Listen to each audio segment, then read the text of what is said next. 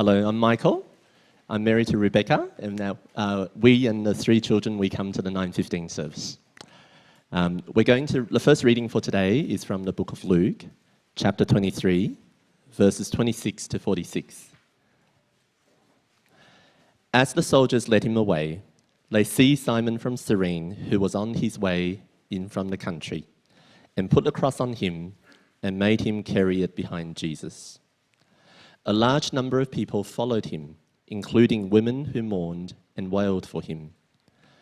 Jesus turned and said to them, "Daughters of Jerusalem, do not weep for me. Weep for yourselves and for your children. For the time will come when you will say, 'Blessed are the childless woman, the wombs that never bore, and the breasts that never nursed.' And they will say to the mountains, 'Fall on us,' and to the hills, 'Cover us.' For if people do these things when the tree is green, what will happen when it is dry?"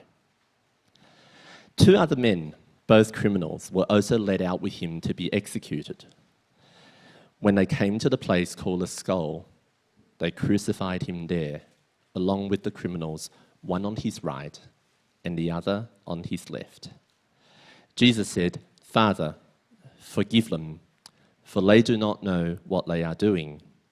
And they divided up his clothes by casting lots. The people stood watching, and the rulers even sneered at him. They said, "He saved others. Let him save himself if he's God's Messiah, the chosen one." The soldiers also came and mocked him. They offered him wine vinegar and said, "If you are the king of the Jews, save yourself." There was a written notice above him which read, "This is the King of the Jews." One of the criminals who hung there hurled insults at him. "Aren't you the Messiah? Save yourself and us." But the other criminal rebuked him. "Don't you fear God," he said, "since you are under the same sentence? We are punished justly, for we are getting what our deeds deserve. But this man has done nothing wrong." Then he said, "Jesus, remember me when you come into your kingdom." Jesus answered him, "Truly I tell you, today you will be with me in paradise." It was now about noon, and darkness came over the whole land until 3 p.m, for the sun stopped shining. And the curtain of the temple was torn in two. Jesus called out with a loud voice, "Father, into your hands I commit my spirit." When he had said this, he breathed his last.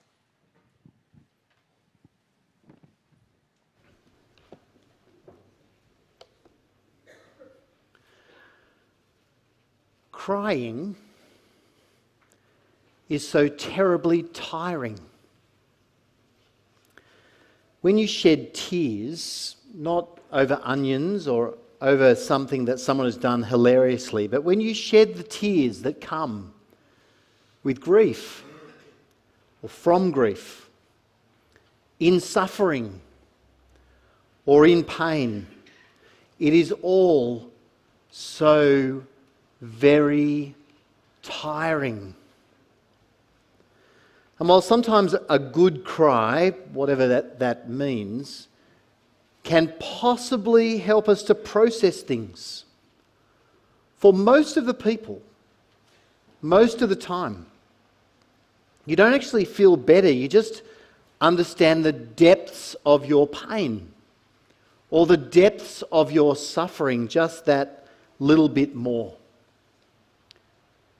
Professor Ad Vingerhoets from the Tilburg University in the Netherlands has written extensively about our capacity to burst into tears in his book, Why Only Humans Weep. And in an interesting observation, he notes that in the sense of producing emotional tears, humans are the only species. All mammals make distress calls, like when an offspring is separated from its mother, but only humans cry. So when did you last shed tears? I asked myself that question during this last week, and I couldn't remember the exact last time, but I could remember very distinctly 3 moments where I shed tears. The first one was the death of my first pet. And I wept for the loss of a true companion, and a true friend. The second was when my eldest daughter had a stroke at the age of 17 in rural Fiji. And she has recovered well, but at that moment I wept out of fear for her life and the injustice of a world that could inflict such an injury. And then when my dad died, I wept as death took a man I loved and took him captive, never to return. Now, no doubt, as I recount those stories, I find myself in good company. Many of you will have had moments like these, or other moments of significance for you where you have shed tears. Just like those women on the road following Jesus. My tears, their tears, your tears are all an indication that all is not right in the world. Even Jesus, the greatest and most powerful human ever to have lived, even Jesus cried. And his tears, shed in response to the death of a precious friend, were an indication that all was not right in the world. He turned up at the home of a friend, and it says he was deeply moved in spirit and troubled. And then the Bible takes us deep into the complexity of Jesus' humanity at that very point with just two simple words: Jesus wept. Now, Professor Vingerhutz notes that even though we get physically and emotionally more capable as we mature, that grown-ups never quite age out of the occasional bout of helplessness. He says, crying signals to yourself and other people that there is some important problem that is at least temporarily beyond your ability to cope. As we age, he says, we also start crying more, not only because of our own distress, but also because of the distress and suffering of others. Even when you weep alone, you are showing yourself things have got really bad. Wouldn't it be great to live in a world where there was no tears, no crying, no mourning? I wonder if you can imagine what that would be like. Can you imagine a place where there is never any loss of relationship? Can you imagine a place, a world, where there is never any injury or suffering or emotional damage inflicted upon you by another person? Can you imagine a world where there is no death and therefore no mourning? Can you imagine a world where the tears have dried up because they are no longer necessary? Because all that inflicts pain is gone. Now, if I'm very honest with you, I can only imagine that such a world exists in one way. And it's without me. It's actually without me being here. For I am and have been the cause of so many tears. An ill-spoken word to a tender-hearted child. An unfair or forgetful comment to a precious friend. An injury inflicted by selfish pursuit. I've been the cause of so many tears, and a world without me would be a world with less tears. But of course, you'd still be here. And I suspect you can be just like me. An inflictor of tears. And so if I'm honest, I can only imagine this world without tears existing in one way. And that is without any of us. Our problem here is not what the world does to us. The problem of life is not what we're made to do by the world. No, rather, Our problem here is our natural propensity to pursue what we want, even if it costs others, even their tears. Our problem here is our propensity to pursue our own good rather than the good of others, even if it costs them their tears. We are the ones who cause distress and suffering for each other and make things bad. Sometimes in big ways, sometimes in small ways. But if you're honest with yourself, you will say today that to achieve a world without tears, we don't just need to change the world. We need to be changed.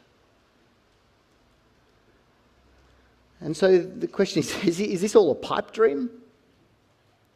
Is there someone powerful enough to change me so I might be relieved of the burden of tears forever? Is there someone powerful enough to change us so we might be relieved of the burden of tears forever? Hi, and I'm Hamish, and I'll now read from Revelation chapter 21, verses 1 to 8. Then I saw a new heaven and new earth, for the first heaven and the first earth had passed away, and there was no longer any sea. I saw the holy city, the new Jerusalem, coming down out of heaven from God, prepared as a bride beautifully dressed for her husband. And I heard a loud voice from the throne saying, "Look, God's dwelling place is now among the people, and he will dwell with them. They will be his people, and God himself will be with them and be their God. He'll wipe every tear from their eyes. There will be no more death, or mourning, or crying, or pain, for the old order of things has passed away." He who has seated on the throne said, "I am making everything new." Then he said, "Write this down, for these words are trustworthy and true." He said to me, "It is done. I am the Alpha and the Omega, the beginning and the end. To the thirsty I will give water without cost from the spring of water of life. Those who are victorious will inherit all this, and I will be their God, and they will be my children. But the cowardly, the unbelieving, the vile, the murderers, the sexually immoral, those who practice magic arts, the idolaters, and all liars, they will be consigned to the fiery lake of burning sulfur. This is a second death."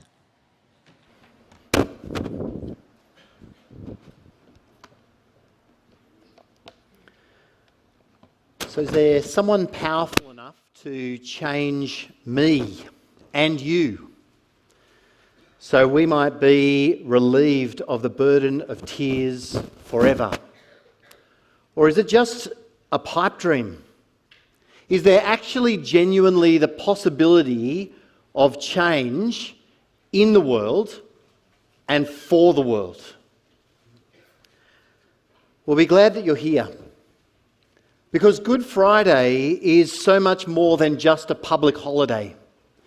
A Good Friday is so much more than just a religious festival. It's so much more than an opportunity to eat all 9 of those small Woolworths hot cross buns yourself and a kilo of chocolate. Now, on Good Friday, there's an announcement. And here it is. This world of tears will come to an end. Indeed, God has a plan, and it was captured in that second Bible reading that we just had. His plan is to do away with this world that inflicts pain and causes tears, and replace it with a new heaven and a new earth. Indeed, that picture of it coming down out of heaven there in Revelation 21 is completed with these words in verse 3. A loud voice from the throne comes and says, "Look, God's dwelling place is now among the people, and he will dwell with them, and they will be his people, and God himself will be with them and be their God, and he will wipe away every tear from their eyes." What we have here is a picture of the future. It's a picture of perfection, and it's a picture of things that are to come. And we know that it is perfect because there are no tears. God has removed everything that can cause our tears. The current world, the old order will pass away. It will be no more, and instead everything will be new. And so he goes on and he says in verse 5, I am making everything new. Write this down, for these words are trustworthy and true. And he said to me, it is done. I'm the Alpha and the Omega, the beginning and the end. To the thirsty, I'll start again. So from verse 5, he says, I am making everything new. Then he said, write this down, for these words are trustworthy and true. He said to me, it is done. I am the Alpha and the Omega, the beginning and the end. To the thirsty I will give water without cost from the spring of the water of life. Those who are victorious will inherit all this. So here is God's plan. For those who are victorious, for those who triumph over all of this, for those who conquer and can follow him, there will indeed be a place of perfection that is yours. And all we need to do is to be certain that we are among the victorious. And so who are the victorious? Well, verse 8 helps us. It says there, the cowardly, the unbelieving, the vile, the murderers, the sexually immoral, those who practice magic arts, the idolaters, and all liars will be consigned to the fiery lake of burning sulphur, and this is the second death. Friends, verse 8 helps us because it makes something clear. I am not among the victorious. Because verse 8, that's me there. I've told lies. I've lacked faith. I've worshipped things rather than the maker of things. And my guess is that you can find yourself in verse 8 too. Our biggest problem is not that we cause tears. Now that just points to our biggest problem. Our biggest problem is that we are out of step with God. We're out of step with his world. And we ignore the life that he has designed us to live. So is verse 8 all that is left for me and you if this is us? Well, the news of Good Friday is absolutely not. And for God's love towards you and his pursuit of you, his generosity to you is overwhelmingly kind. And he has made a way for you to be victorious, to overcome your failings and be changed, to overcome yourself as an inflictor of tears and to become a child of God. And that way is Jesus. Now, Jesus was not a sideshow performer like you might find at the Royal Easter Show. He wasn't simply an entertainer. His miracles and his wonders and signs were just that, signs that indicated the authority with which he spoke. Signs that indicate that when Jesus speaks, we should listen. And here is what Jesus came to say. There is a wrong way to do life, and you've embraced it. It's why you cause tears. And of course, this life you have and live and do, it may look delightful, it may stimulate you and intrigue you, and it may feel full and feel so real, but it's a life scattered with grief and tears because of who you really are deep down. Grief and tears, both yours and inflicted by you. It may feel full and real, but it's damaging permanently. So Jesus says to every person, the path you've chosen is impoverished and empty and disastrous. And if you follow your own path, you've chosen a path that leads to death. But he says there is another path, a path of forgiveness and hope and love and life. Jesus said of this path, I have come that you may have life and have it to the full. Follow me, he said, and you will have this life. Indeed, God looked upon our world and his heart broke for us. He longed to be in friendship with you and with me. He longs to call us his children and welcome us into this new life that he is preparing for all who will follow him. And so he has opened the way to this life through the death of Jesus. And what verse 8 says we deserve, Jesus instead took for us. He died the death that conquered death for you. God the Son. He walked up that Golgotha road to the cross, giving himself to God the Father, even unto death. And he took upon his shoulders all our tear-inducing actions and more, all that we have ever done wrong, and the punishment that we deserve, the death we deserved for all those things. And he bore it for us instead of us, that we might become children of God. He did it for me, and he did it for you. And if he didn't do that, where would we be? Enjoying life, sure, but the wrong life, in the wrong way. Enjoying a life characterized by tears and a life that will end in tears. But to all who come to Jesus, to all who trust in Jesus, to all who accept Jesus as Lord and King, he gives the right to be called children of God. And as his children, he empowers us to live not as tear makers, but as life givers. Oh, you may still cause grief, and you may still experience grief when you trust in Jesus, but only for a little while. Because this is the promise that God makes to you, that a day is coming when he will make everything new, including you, and he will wipe away every tear in your eyes, and there will be no more death or mourning or crying or pain, for the old order of things will have passed away. Now, sadly, many people are happier clinging to what they have. Many people are happier clinging to what they can see. Many people are happier clinging to what they know, despite this very good thing that Jesus is offering. What about you?